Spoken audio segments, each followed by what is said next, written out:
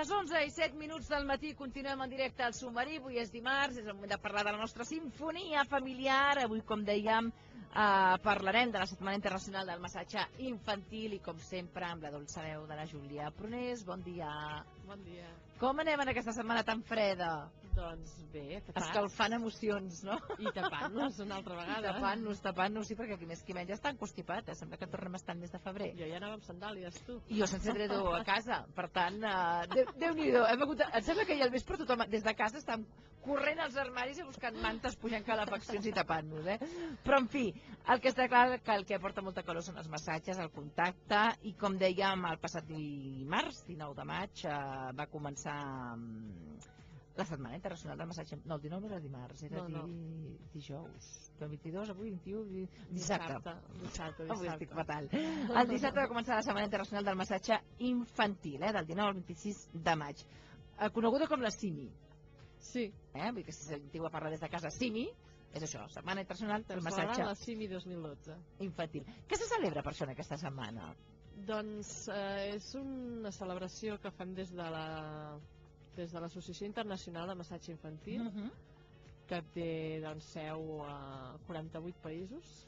Déu-n'hi-do, no és pas petita. Hi ha aquí a la península AEMI, que és l'Associació Espanyola de Massatge Infantil, que té la seu a Barcelona. Per tant, totes us ajunteu i xerrades, imagino, conferències d'activitats, no? Es fan moltes activitats, sí. Es fan des de tallers de massatge. Mira, jo el dissabte en vaig fer una a Barcelona, un taller de massatge amb el nom del disc, que també era una presentació del disc. Hi ha qui fa contes sobre la pell, hi ha qui fa un taller sobre massatge infantil, hi ha qui publica algun article en algun diari o fa algun, com ara estem parlant a la ràdio o a la tele, i això a tot arreu, aquests 48 països que formen part d'aquesta unió, d'aquesta família que de fet compleix 20 anys de formació, de promoció, per tant aniversari, 2 dècades. Ara parlaves del CD, presentació, recordem que la Júlia té un CD que ja vam presentar en el seu moment sensacional i fantàstic, que pot acompanyar tot això que ara una mica explicarem avui també, els massatges infantils. La història remunta però, perquè la Júlia em passa el guió, ella fa els deures, l'any 1973, que em sembla que és l'any que vam néixer unes servidores, i porta el nom d'una nord-americana. Sí, la Vimala. Vimala, aquí el que t'he portat diu Snyder, però també és coneguda per Vimala McClure, que és el nom de casada, suposa. La Vimala, nosaltres direm Vimala. Molt bé. Una noia que amb 20 anyets se'n va a la Índia a fer amb unes missioneres i en un orfenat, i ella descobreix que les mares de la Índia fan massatge als seus bebès, sigui sota una palmera i que donava una sensació de felicitat, és un regal pels seus fills, i poden estar a la més misèria que segueixen regalant amor i afecte als seus fills. I aquesta és la impressió que elles van dur. El que passa que el va viure en la pròpia pell, el massatge també, i això la va impressionar molt més. Ella va agafar unes febres malària, alguna d'aquestes febres d'allà, i va estar enfebrada al llit dies o setmanes, i les dones del poblat es tornaven i anaven i li feien massatge amb ella, amb oli, i li anaven fent massatge, i sempre tenia algú que la tocava, que li feia carícies, que li feia massatge, i la sensació que comenten al llibre que li va donar el massatge era d'estar tan descuidada, d'estar, no sé, és d'una intensitat. Aquesta comunicació directa de pell en pell, a part del que es transmet, lògicament, però això el que està clar és que és beneficiós. De fet, a tothom, qui més qui menys, jo diria que pràcticament tothom ens agrada el massatge, uns amb més intensitat, d'altres amb menys, però aporta moltes coses. Des de l'AEMI o des de la IAIM, l'Associació Internacional, es diu que el massatge infantil és un tacte nutridor. La pell té gana de tacte, de contacte.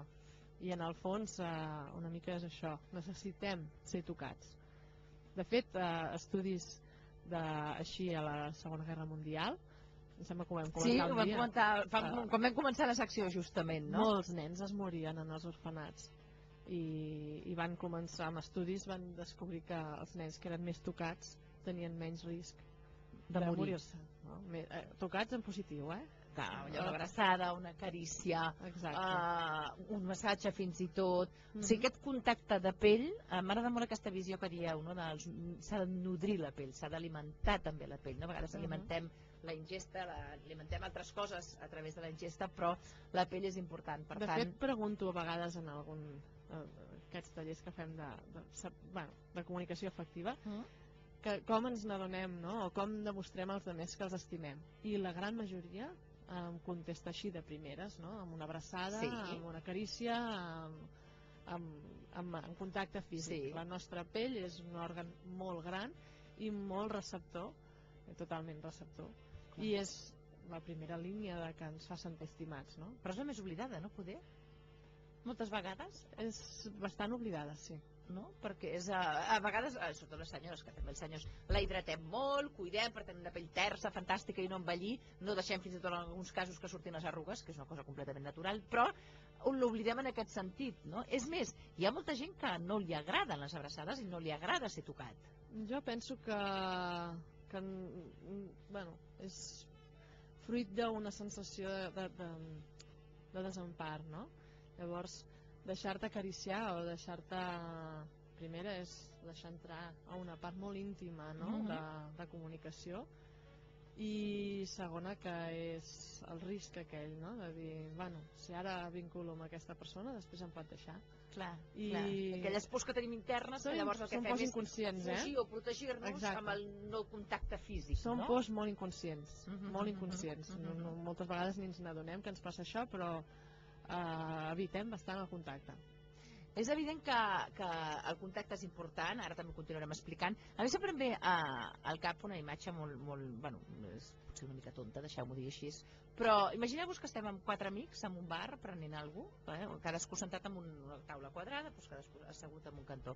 No sé si us ha passat mai, a tu, Júlia, t'ha passat que a vegades un dels acompanyants s'aixeca per anar al lavabo i ha de passar, a vegades no hi ha espai, no? Sí. I jo prenc molta consciència d'aquest moment, no sé per què, quan algú s'aixeca de la taula penso on va, no per tafaneria, però penso què passa, i a vegades tu estàs assegut i et passa algú pel darrere, algú dels teus companys, i ja està, saps on ha anat. Però quan l'acte és el mateix, però s'aixeca el company i per passar t'agafa de l'espatlla o aprofita aquest pas per anar al lavabo o a demanar alguna cosa i et toca, és una sensació brutal. Jo l'he vist aquest moment en concret, i jo potencio, no? Ara ho explico perquè la gent aprofitem en els actes més absurds per tocar, no? Per dir, ei, ara torno, no? O ara vinc, o et fa un copet a l'esquena, o no sé, et fa sentir viu, no? Sí, em sona aquesta sensació. No sé si et passa, no? De dir, oi, que bé, no? Que s'ha aixecat per anar al lavabo però t'ha tocat l'ombra, l'espatlla. És una forma de dir, tinc en compte. Oi? És aquest el missatge que... I de fet el massatge ens permet això, és una eina per dir et tinc en compte, no? I per interaccionar també. Sempre que hem parlat del massatge ens permet interaccionar. I jo, quan preparava la secció d'avui, pensava, hem de dir tots els beneficis que porta el massatge, i de fet si mires webs d'educadores de massatge, totes ho diem. És que el massatge reforça el sistema immunitari, el massatge potencia el vincle afectiu, una pila de beneficis que a més els podem recolzar amb estudis científics. Però després penses, a veure, si ens apuntem en un curs de massatge només pels beneficis que això li aporta al nostre fill, ens perdem l'essència, que és de compartir una estona plegats amb el nostre fill per conèixer-nos millor, per acariciar-nos i per gaudir d'un... Però no en sabem, Júlia, encara. Ara, gràcies a la secció de la Júlia, mica en mica anem aprenent a gaudir d'aquests moments, però no en sabem a vegades. Sembla que tot ho hem de fer basant-nos en el que... Amb una obligació, amb un deure, perquè ara toca, ara anem a massatge. No sabem gaudir dels nostres propis gaudis, no? I que intentem fer-ho tot només pels beneficis que això comporta. I per tant, assumim un sacrifici per fer-ho, si cal. Quan hauríem de poder fer moltes coses perquè tenim ganes de fer-les. Clar, però a vegades som víctimes del propi gaudi, no? És a dir, allò de dir... Perquè tots estem d'acord que anar a que et facin un massatge, aprendre a fer un massatge, tenir contacte amb qui millor que el teu fill o la teva filla, amb una bona professional, tot són beneficis i a més vol dedicar-hi temps, no? Però a vegades anem allà per no? O perquè toca, o perquè m'han dit que és... No sé, queda com ocult, no? I no en sabem encara. A mi em passen els cursos que, bueno, comencem, no? Els pares a vegades t'expliquen per què s'han inscrit en un curs de massatge, perquè volen aprendre la tècnica, perquè els han dit que va molt bé, perquè al seu fill li costa dormir-se a la nit i això ajuda a agafar el son, que tenen còlics i per tant ho fan perquè a veure si així els rebaixen els còlics i això. I al final del curs o durant el curs se'n van adonant que ells estan gaudint d'aquest curs, que és una estona d'aturada i d'exclusivitat d'ells amb el seu fill i compartint amb altres famílies amb més o menys la mateixa situació. Sí, perquè tots estan allà pel mateix, clar. I bueno, canvia, no? Diuen, jo venia amb unes expectatives, i les hem complert, però he descobert que hi ha molt més a part de tots els beneficis, no? I a mi és això el que m'agrada dels cursos de massatge, i llavors ja sí que, clar, cal dir tots els beneficis, perquè són bons saber-los. Ara anem directes, de fet ja hem començat la secció així parlant del massatge infantil, que és a dir, fiquem-nos al cap, visualitzem-ho des de casa, pare, mare o avi, és igual, adult, nen, fills. És beneficiós, evidentment, que un nen petit ja prengui contacte per tot el que porta, tant físicament... Sí, és una presa de consciència del propi cos, per exemple, i del plaer que ens pot aportar la nostra pell.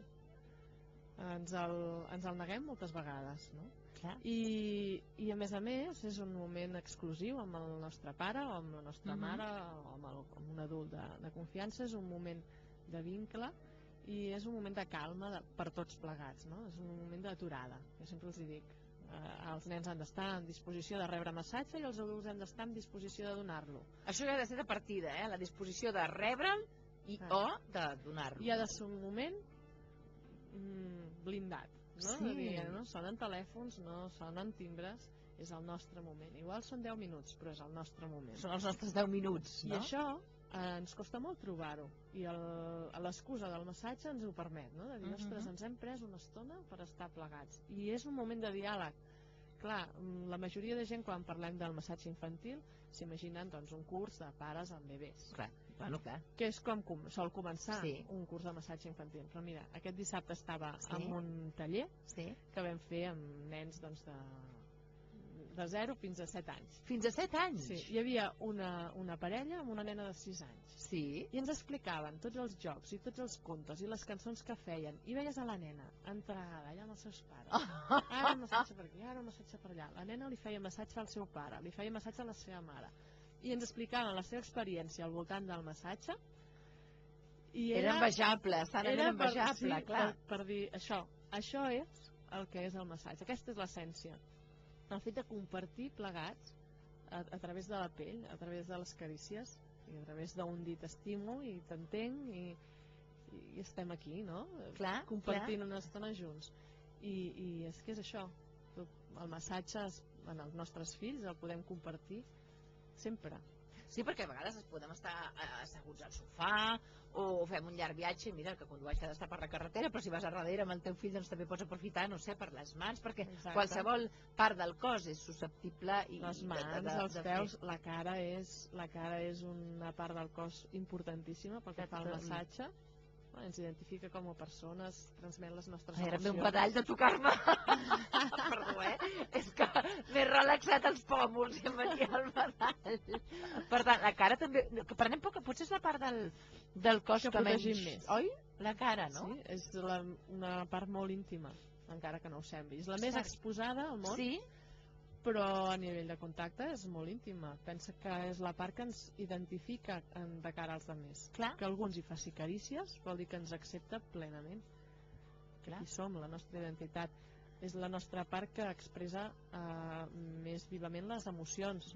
Per tant, dona molta informació als altres. Tu no pots fer un massatge a la cara sense mirar la cara. Posarien el dit a l'ull. Per tant, t'estan observant primer d'entrada, bàsicament, no? Clar. I l'essència del massatge és una interacció amb el que si he de fer un massatge a la cara, de veure a qui li agrada, a qui no li agrada. Ara segueixo per aquí. Ha d'haver-hi una mirada. A part que jo ara m'estic tocant la cara mentre la Júlia parla, que deu pensar la Mariona, avui li passa alguna cosa, però és veritat que cada mil·límetre quadrat de pell té una sensació diferent. Sí, sí, sí. I el que s'amaga darrere la pell, vaja, no és que s'amagui, és que està ocult, et provoca sensacions vàries. I ara, perquè jo ara m'estic tocant, per exemple, proveu des de casa, no? Agafar els dits i les galtufes, ens les anem tocant, que s'enfonsen, perquè aquí no hi ha cavitat, no tenim os, o tocar-nos jo l'orella no puc perquè porto aquests cascos fantàstics, però el nas, realment, per exemple, si estàs encostipat, no? O aquell encostipat normal, i et toques el nas, realment notes, no? La diferència, com ets conscient. Llocs on s'acumula tensió, llocs on es fa més pessigolles, llocs que sembla que tinguem adormits. Hi ha moltes sensibilitats dintre de la cara, dintre de les mans, el palmell és diferent que el dors, i amb els peus passa igual. I una cosa molt, molt, molt interessant amb el massatge, un cop són més grans els nens, és la interacció. És impressionant que un nen et faci un massatge a la cara, o a les mans, als peus. És diferent, no sé, ells són com molt... Però tenen aquells dits, no?, que es deixen anar, tenen menys tensions que els adults. Menys tensions i a més estimen amb una frescura impressionant, i això es transmet amb el tacte, amb com t'acaricien. I també pots veure molt les emocions que està sentint, no? Si és un nen neguitós, si està neguitós et farà un massatge d'una manera o d'una altra. De totes maneres, fixa't que ja estic donant arguments i buscant anàlisis per fer del moment aquell de massatge. I a mi el que m'agrada és transmetre que no, que això ens n'hem d'oblidar. Està molt bé, jo ho explico. És evident que fer un massatge t'aporta coses positives, però no busquem només la nostra satisfacció a partir d'aquestes coses, sinó busquem això que tu s'estàs explicant, no? Només el moment aquell, de compartir una carícia, de compartir un massatge. Evidentment els cursos de massatge està molt bé perquè donem unes pautes amb uns moviments que s'han de fer correctament, perquè depèn de com. No és un massatge terapèutic, però sí que si no el fas correctament pots fer mal. Clar. I a més, doncs, la Bimala va dissenyar fa 20 anys, més de 20 anys aquest massatge. 38. Bueno, ella va néixer l'any 73 o va ser quan va anar? No, a l'any 73 estava a la Índia. El 77 va escriure el llibre, o sigui que ja fa més de 20 anys. Sí. Doncs hi ha tota una seqüència basada en coneixements de massatge hindú, massatge suec, reflexoteràpia i ioga. I tota aquesta combinació dona el conjunt del massatge que es fa des de l'Associació Internacional de Massatge Infantil. Després cada família se l'adapta una mica, i aquesta és la gràcia, adaptar des d'una base. Doncs hem d'adaptar. Evidentment la Júlia deia, jo he fet massatges a dissabte. On et podem trobar? Tens algun massatge, alguna curs, algun taller de massatges previstos? Com ho fem? Mira, ara estic fent un curs de massatge en una escola bressol que ha obert un espai de criança natural, molt interessant, que es diu La Lluna, i l'espai es diu Acarona. També aviat en farem algun en un centre de psicologia en la infància i l'adolescència que hi ha aquí al carrer Col·legi. I també en vaig organitzant algun des del grup de Mare, que és el grup de lactància. Ara per ara només està en marxa aquest del Acarona, però suposo que en breu tindrem dates. Se les aniré penjant al meu blog, el blog de la Júlia, el Facebook està molt actiu i allà sí que vaig actualitzant molt sovint. I el meu blog és creixeremfamilia.blogspot.com.es. Ara el fan tan llarg. .com.es, hi ha tants punts, però Blogspot, busquem Júlia Doula, Júlia Prunés. Sí, ara mateix busquem Júlia Prunés i ja la tenim.